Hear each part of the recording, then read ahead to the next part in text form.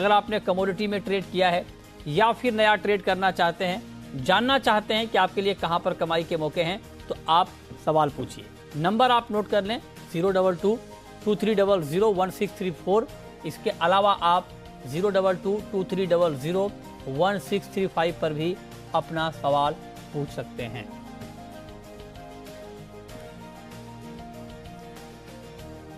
और आज हमारे साथ 3 खास मेहमान हैं। हमारे साथ हैं सुधाकर देसाई, प्रेसिडेंट हैं Indian vegetable oil producers association के। हमारे साथ अजय केडिया हैं, केडिया कमोडिटी के एमडी, और प्रथमेश माल्या हैं एंजल वन के। आप तीनों का बहुत स्वागत है। और चर्चा की शुरुआत होगी तेल और तिलहन के साथ, क्योंकि तिलहन की कीमतों में भारी उठापटक का माहौल बना है। और आज आप देखिए कि बहुत तेज़ गिरावट आई थी सोयाबीन में, मस्टर्ड में, लेकिन कारोबार के आखिर में बहुत तेज़ रिकवरी भी आई और फाइनली सोयाबीन का जो प्राइस है वो करीब 2.5% गिरकर 5,480 पर बंद हुआ, जबकि इंट्राडे में 4% तक दाम गिर गए थे। उसके बाद रिकवरी आई। मस्टर्ड में बहुत शार्प फॉल हमने देखा था और आज मस्टर्ड ने लो लगाया था 8,255 का, हाई था 8,450 का और मार्केट क्लोज हुआ है 8,384 पर। तो दिन में 2% से ज़्यादा दाम गिर गए थे, लेकिन फाइनली करीब 0.5% गिरकर मस्टर्ड का मार्केट भी बंद हुआ है। हमारे साथ सुधाकर देसाई हैं जो कि तिलहन मार्केट पर बहुत गहरी पकड़ रखते हैं। देसाई जी, बहुत स्वागत है आपका। मेरा पहला सवाल सर आपसे यही होगा कि हो क्या रहा है ये ऑयल सीड के मार्केट में? सॉरी, रिपीट जा साहब, क्या बोल रहे हो? मैं ये कह रहा हूँ सर कि आपके रहते हुए इतनी उठापटक क्यों? हाँ जा साहब, तो नंबर 1 इज कि वॉलेटिलिटी तो एक देखिए, मार्केट एक्चुअली डाउन जा रहा था, but big imports of India due to sunset clause, due to delayed harvest, ये सब आपने तो देख लिया सुबह से। बट कारण यह है कि एक्चुअली इतना थोड़ा तेल ज्यादा आ गया because of the sunset clause of the duty, जो कि अभी होने वाला नहीं है। And second thing is that soybean क्या डोमेस्टिक और इंटरनेशनल अलग अलग बात करेंगे। डोमेस्टिक में जैसा आप बताया, सोयाबीन प्राइसेस जो है काफी गिरावट आया है। तो रीजन इज ऑब्वियस कि जो 1 मिलियन टन का जो मील इम्पोर्ट्स है, सस्ता मील इम्पोर्ट्स है, वो डिलेड डिसीजन के कारण वो अभी आ रहा है। नवंबर से लेकर जनवरी तक वो मील इम्पोर्ट्स आएंगे। उसका वो बहुत ही इम्पोर्टेंट एस्पेक्ट है, क्योंकि इसकी वजह से क्या हुआ, इंडिया का मील एक्सपोर्ट्स जो है वो पैरे नहीं है। तो इसीलिए सोयाबीन का प्राइसेस गिरना पड़ेगा अनफॉर्चुनेटली। जो लास्ट ईयर 3,900 था सेम पीरियड, अभी 10,000 मतलब 1 लाख रुपए जाने के बाद ये अभी 55,000 रुपीज पे आ गया है।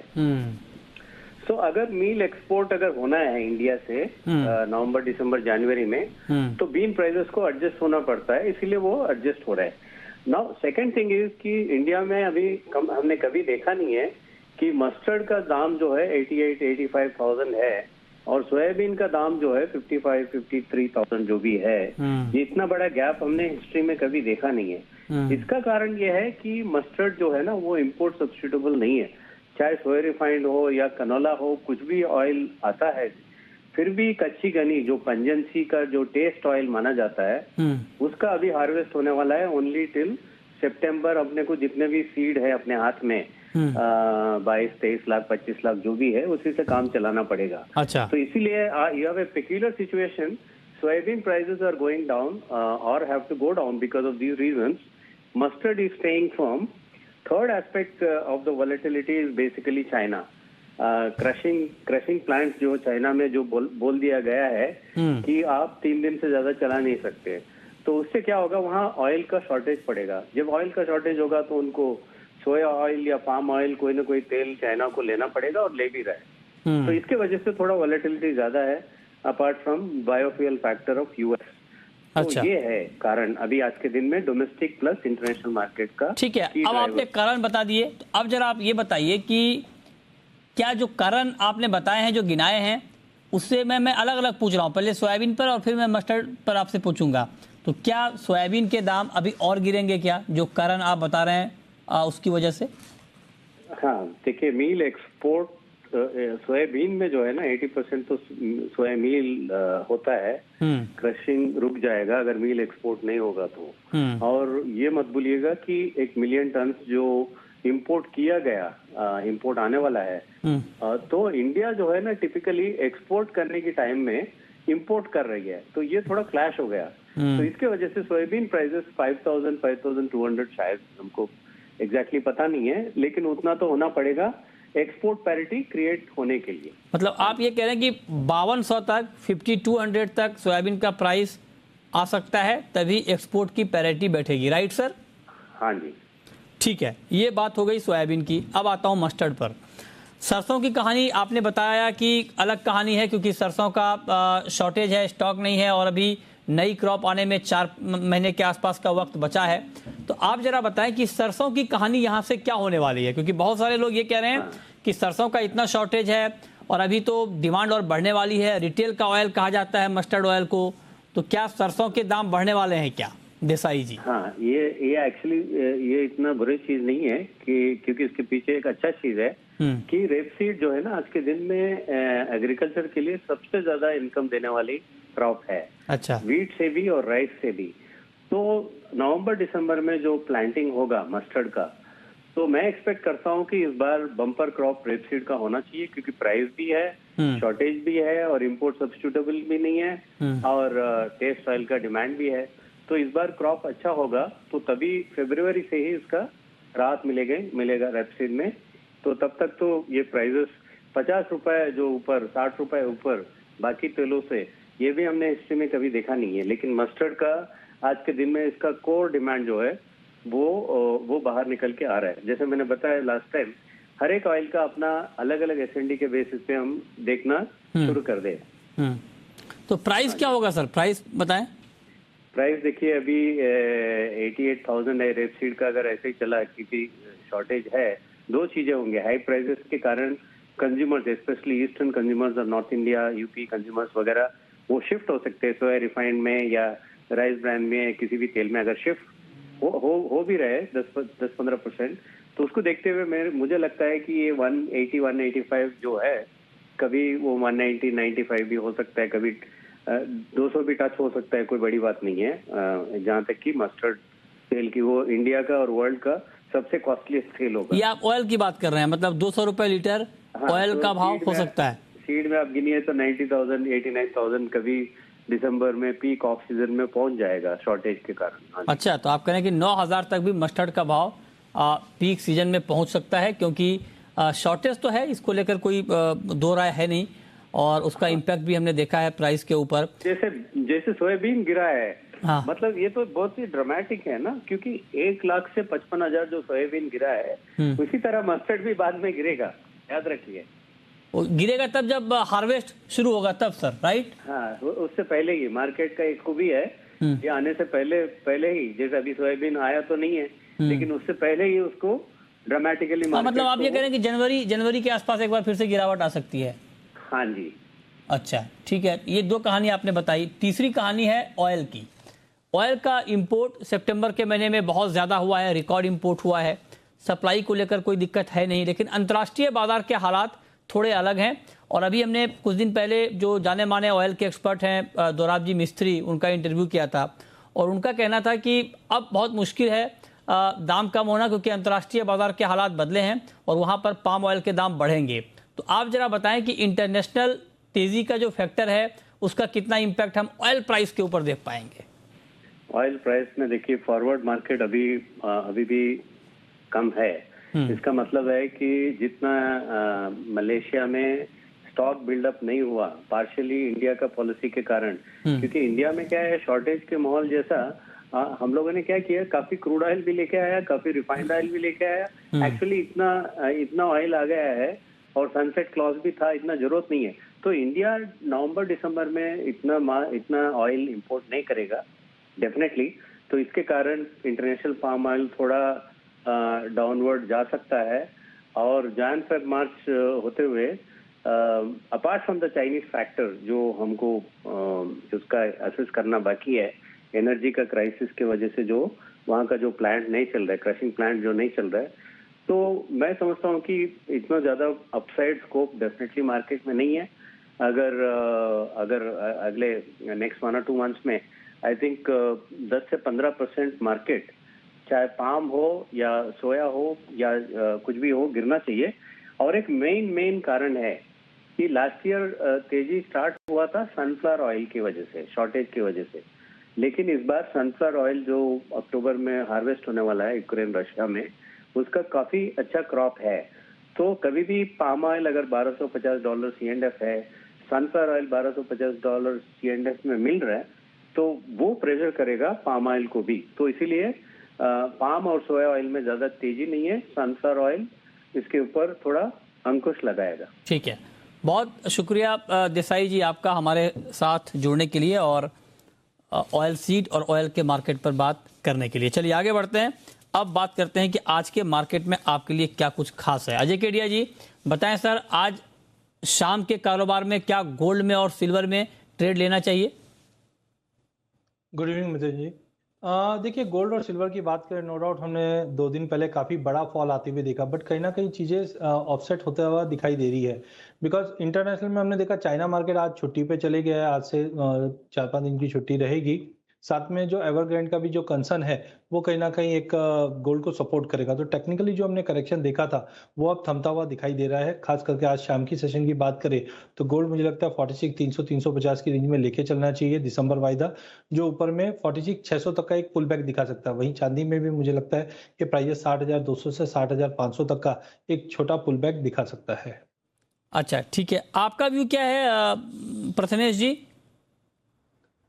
मेरे ख्याल से मैं केड़े जी से यहाँ पे सहमति रखूंगा। दोनों ही कमोडिटी में एग्जैक्टली ऑलमोस्ट सेम भाव मैं भी एक्सपेक्ट कर रहा हूँ। गोल्ड करीब 46,600 अपसाइड में और सिल्वर वैसे ही 60,500 से 60,600। मेरे ख्याल से मैं ये दोनों कमोडिटी में बाय साइड की स्ट्रैटेजी रिकमेंड करना चाहूँगा और आज के सेशन में बाय करना प्रेफर करूँगा। ठीक है, चलिए अब शुरू करते हैं सवाल और जवाब। पहला सवाल है अनुराग का, MP से हैं, पूछिए अनुराग जी। नमस्ते सर मैंने सर सोयाबीन खरीदा है सर 6400 रुपए का, अक्टूबर कॉन्ट्रैक्ट सर 10 तारीख को ये कटना है सर। बहुत लॉस लग रहा है, तो सर मुझे अब इसमें क्या करना चाहिए जिससे मुझे लॉस कम हो जाए? 6400 पर आपकी बाइंग है सोयाबीन में, हालांकि दाम बहुत नीचे आ गए हैं। बताइए क्या किया जाए अजय जी?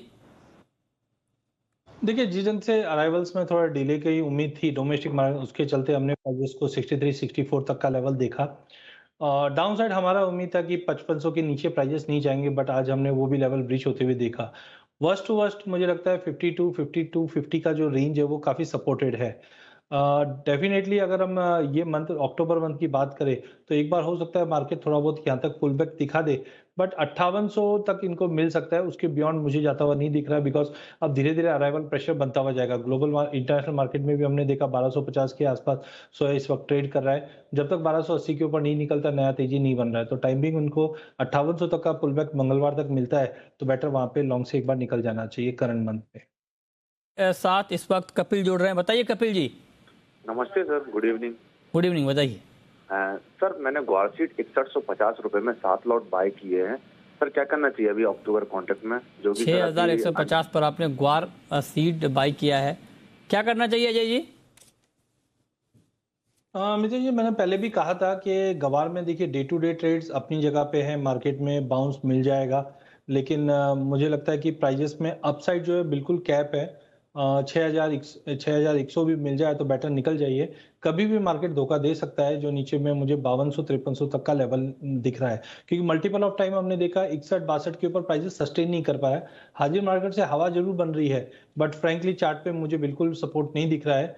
6100 के आसपास मिल जाए तो बेटर लॉन्ग से निकल जाना। 6200 52-5300 के आसपास एक फेयर प्राइस बनता, वहां तक प्राइसेस आते हुए दिखाई देते। ठीक है, चलिए आगे बढ़ेंगे। रिंकू इस वक्त हमारे साथ जुड़े हैं सूरतगढ़ से, पूछिए रिंकू जी। सर मेरा अजय केडिया जी से सवाल है कि मैंने 1490 पे कपास बाई कर रखी है और कपास खली ले रखी है, इनका लॉन्ग टर्म का टारगेट क्या रहेगा अप्रैल तक? बताइए अजय जी। देखिए, कपास खली और कॉटन अगर हम बात करें टोटली कॉम्प्लेक्स, तो एक वाइट गोल्ड की तरह निकल कर आएगा। अगर हम अप्रैल मई तक की बात करते हैं तो कॉटन सीड ऑयल केक मुझे लगता है 2022 की सबसे बेहतरीन कमोडिटी रहेगी। मुझे लगता है 3,800 से 4,000 तक का लेवल हम कॉटन सीड ऑयल केक में जाते हुए देख पाएंगे। उसका मुख्य कारण है कि हम आज की डेट में देखिए सारी खल से सबसे सस्ती कॉटन सीड ऑयल केक है, पहला चीज। और दूध में फैट बढ़ाने के लिए कॉटन सीड ऑयल केक के अलावा दूसरी कोई अपॉर्चुनिटी नहीं है जिससे हम दूध में फैट बढ़ा सके। जिस ढंग से अनलॉकडाउन की डिमांड बढ़ी है ये प्राइजेस को सपोर्ट करी। तो ओवरऑल मैं अगेन बताता हूँ मार्च अप्रैल तक का व्यू है। बीच में अराइवल प्रेशर रहेगा तो प्राइजेस में और 200-250 पॉइंट की अप डाउन दिखाता रहेगा। बट अगर कोई मार्च अप्रैल तक का अगर ओवरव्यू लेके चलता है तो 3800 से 4,000 तक का level cotton seed oil cake दिखा देगा। ठीक है, अंकित हैं हमारे साथ, पूछिए अंकित जी। गुड इवनिंग मृत्युंजय, मेरा क्वेश्चन कॉपर पे है। आज इंट्राडे के लिए, रिमेनिंग डे के लिए कॉपर में क्या करना चाहिए, कैसा? बताइए प्रथमेश जी, आज के कारोबार के 705 रुपए के ऊपर है कॉपर, करीब करीब 8 रुपए की तेजी है, क्या किया जाए कॉपर में प्रथमेश जी? मेरे ख्याल से यहाँ पे शाम के सेशन में अभी डिप मिलता है तो यहाँ पे 701 के आसपास बाई करना चाहिए। 697 का स्टॉप लगाना चाहिए। ऊपर में अराउंड 714 और 716 तक के पॉसिबल इसमें मोमेंटम देखने को मिल सकता है। अच्छा ठीक है, क्रूड पर क्या व्यू है आपका प्रथमेश जी? कच्चे तेल में आपको लगता है कि अभी ट्रेड लेना चाहिए क्योंकि गिरावट है इस वक्त कच्चे तेल में, मंडे को मीटिंग भी है ओपेक की, क्या करना चाहिए? I think events lined up है, चाइना की तरफ से कंसर्न्स हैं, ऑलमोस्ट हाई पॉइंट के आसपास क्रूड है, तो मेरे ख्याल से सारे फैक्टर्स को गोल मिलाकर रखता है। यहाँ से पॉसिबल करेक्शन देख सकता है क्रूड काउंटर में। मेरे ख्याल से सेल करना चाहिए क्रूड को, और सेल वाला लेवल रहेगा 5580, करीब यहाँ से अराउंड 40-50 रुपये ऊपर की भाव पे। स्टॉप लॉस रहेगा 5660 का, नीचे में टारगेट रहेंगे 5420 के। ओके, तो ये राय आपकी हो गई कच्चे तेल के ऊपर। नेचुरल गैस में इस भाव पर लॉन्ग करना ठीक है क्या, खरीदना ठीक है क्या अजय जी? क्योंकि दाम बहुत बढ़ गए हैं, हालांकि फंडामेंटली बहुत मजबूत है काउंटर, दुनिया भर में शॉर्टेज है, लेकिन फिर भी प्राइस भी बहुत ऊपर है, तो इस भाव पर क्या रिकमेंडेशन है आपका? नहीं, मतलब डेफिनेटली जो हमने एक के एक बाद दो गल्फ ऑफ मैक्सिको में जो हरिकेन आते हुए देखा और यूरोप में भी जिस ढंग से शॉर्टेजेस है वो कहीं ना कहीं प्राइजेस को सपोर्ट जरूर करती है। बट करंट मार्केट मुझे नहीं लगता कि फेयर प्राइस है। आई थिंक 370 380 के जो लेवल्स है वो एक तरह से हम बोल सकते हैं थोड़ा फेयर प्राइस दिखेगा, क्योंकि इंटरनेशनल मार्केट में भी हमने मल्टीपल ऑफ टाइम देखा प्राइजेस $6 के ऊपर बिल्कुल सस्टेन नहीं कर पा रही है। तो I think one should avoid long at this level. 5.3 मतलब इंटरनेशनल के हिसाब से, डोमेस्टिक मार्केट के हिसाब से 370-80 तक का अगर लेवल मिलता है वहां पे हम लोग थोड़ा सा एक बाइंग के लिए देख सकते हैं। अदरवाइज करंट मार्केट से बेचना चाहिए, जो 410 412 का फेयर प्राइस दिख रहा है मुझे आज और कल के सेशन में। ठीक है, नेक्स्ट क्वेश्चन रचित का है, जोड़ रहे हैं, बताइए रचित। सर मेरा सोयाबीन पे सवाल है सर। जैसे देख रहा है 2 दिन से सोयाबीन में सर जो मद्दी आ रही है 350 रुपए का जो सर का वो आया, मद्दी आई है, तो इसमें क्या करना चाहिए अभी, और कितना नीचे आ सकता है सोयाबीन सर? बताइए अजय जी।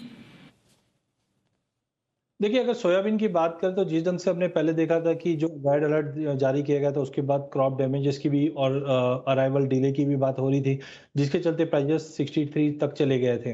बट अब अराइवल धीरे धीरे आना चालू है, इसके से प्रेशर बना हुआ है। बट उसके बावजूद मुझे लगता है कि प्राइजेस को कहीं ना कहीं लोअर लेवल पे डिमांड सपोर्ट करेगी। तो 5200 से 5300 का एक बेस प्राइस लग रहा है, वहां तक आ सकता है मैक्सिमम डाउन साइड में। अप साइड में मुझे लगता है कि 5800-5850 तक 6000 के करीब भी अगर मिले तो बेटर है लॉन्ग से निकल जाना चाहिए। 6000 के ऊपर प्राइस सस्टेन नहीं करेगा क्योंकि आगे अराइवल और बढ़ते हुए दिखाई दे रही है। कॉटन पर क्या व्यू है आपका अजय जी? कॉटन रिकॉर्ड ऊंचाई पर पहुंच चुका है, सप्लाई की दिक्कत है ग्लोबली भी, और बहुत बड़ा उछाल हमने देखा है। आप देखिए कि आज भी करीब 340 रुपए बढ़ा है एमसीएक्स पर कॉटन, 28,480 का लेवल है। क्या आउटलुक है सर कॉटन पर? मुझे लगता है कि कॉटन में हमने 2011 में जो हाई लगते हुए देखा वैसा ही कुछ सिनेरियो अभी कॉटन में आता हुआ दिखाई दे रहा है। टाइमिंग मुझे लगता है कि प्राइजेस $1 का लेवल आइस पे तोड़ा है, जो कहीं ना कहीं 1.38 तक का भी लेवल दिखा सकता है। अगर यही चीज अगर एमसीएक्स की बात करें, नो डाउट अराइवल प्रेशर के चलते थोड़ा थोड़ा दबाव हम अक्टूबर नवंबर में जरूर देखेंगे। बट अप साइड में मुझे लगता है कि प्राइजेस अगर हम जनवरी तक की बात करें तो 32 से 34,000 का लेवल है, आराम से हम देख पाएंगे। तो ओवरऑल कॉटन कॉम्प्लेक्स में जबरदस्त तेजी रहनी चाहिए। क्या रोहित हैं, नेक्स्ट क्वेश्चन रोहित का है, पूछिए Rohit ji. Evening sir. Good evening, पूछिए। सर ये चने पे राय चाहिए थी सर। तो दिवाली तक चना 6000 हो जाएगा क्या सर? दिवाली तक चना 6000 हो जाएगा क्या? क्या क्या व्यू है आपका अजय जी? संभव है क्या 6000? जी, मेरे अच्छे से ध्यान है, मार्च में जब लॉकडाउन से पहले मैं जी पे ही था, तब हमने देखा था कि मार्केट में ज़्यादा स्टॉक एक्टिविटी होती तो चने में तेजी का व्यू लेके चल रहे थे। बट जिस ढंग से पिछले 4-5 महीनों में हमने गवर्नमेंट के इंटरवेंशन देखे हैं, तो हमने पहले भी आगाह किया था कि गवर्नमेंट इंटरवेंशन रह सकता है इस काउंटर पे, जिसकी वजह से ये कैप करेगा। टाइमिंग मुझे लगता है एमएसपी के इर्द-गिर्द ही मार्केट घूमेगा, 6000 तक जाता हुआ नहीं लग रहा है, बिकॉज़ गवर्नमेंट एक्शन प्राइसेस को कंटिन्यू दबाएंगे।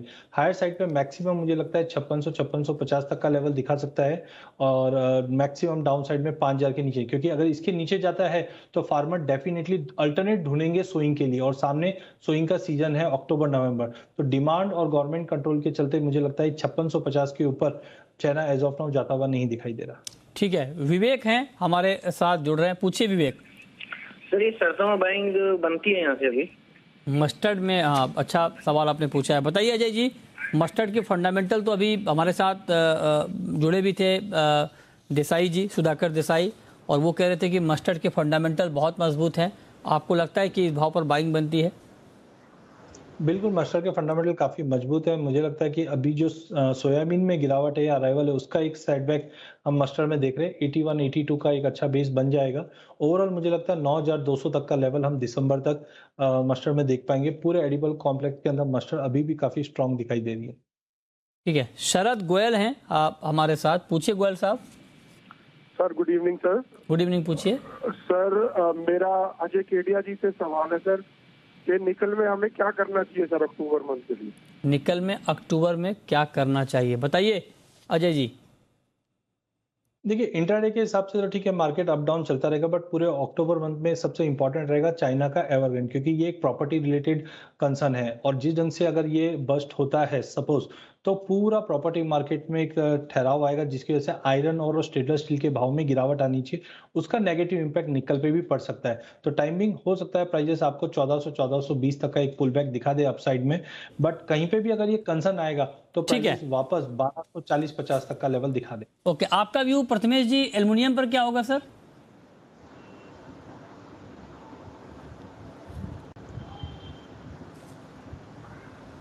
प्रथमेश जी।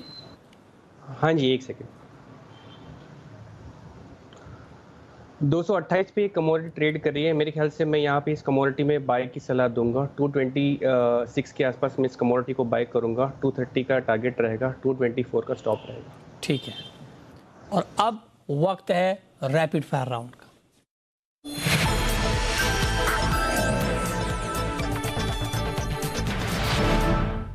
अजय जी, आपकी पहली rapid fire call. Nitin ji, मुझे लगता है कि निकल में बाइंग करना चाहिए इंट्राडे के लिहाज से 1370 1375 की रेंज में, अपसाइड में 1390 तक का लेवल दिखा सकता है। कॉल प्रथमेश जी। मेरे ख्याल से क्रूड को सेल करना चाहिए अक्टूबर वायदा 5580 पे, 5660 स्टॉप रहेगा, टारगेट नीचे में 5420 के रहेंगे। आपकी आखिरी कॉल अजय जी। जी, मुझे लगता है कि जिंक भी काफी अच्छा रिवर्सल दे रहा है, 250 के सपोर्ट से बाइंग कीजिए, 255 का टारगेट रहेगा। चलिए, बहुत शुक्रिया आप दोनों का जुड़ने के लिए और बताने के लिए कमोडिटी में आज कहां पर कमाई के मौके बनेंगे।